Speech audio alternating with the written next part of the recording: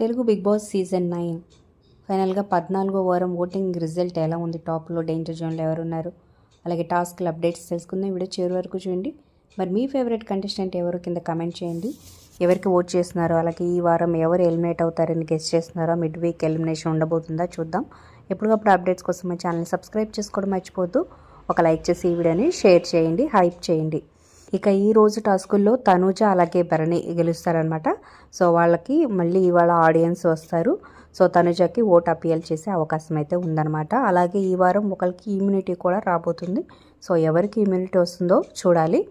ఒకవేళ ఇమాన్యుల్ ఇలాగే సుమన్ శెట్టి వీళ్ళిద్దరు ఎవరికో వాళ్ళకి వస్తే కనుక సో వాళ్ళకి సేవ్ అయ్యే అవకాశం ఉంది. ఎందుకంటే డేంజర్ జోన్లో వీళ్ళిద్దరు ఉన్నారు లాస్ట్ 2 ప్లేసెస్లో. సో ఇమాన్యుల్కి వచ్చే అవకాశం ఉంది. వస్తే తను సేవ్ అయ్యే అవకాశం కూడా ఉందన్నమాట ఈ వారం. ఇక సుమన్ శెట్టి అందరికన్నా లీస్ట్ అండ్ లాస్ట్ పొజిషన్లో 4% ఓట్లతో కొనసాగుతున్నాడు. కాబట్టి ఒకవేళ మిడ్ వీక్ ఎలిమినేషన్ ఈ వారం ఖచ్చితంగా వెళ్ళిపోయే అవకాశం అయితే కనిపిస్తుంది.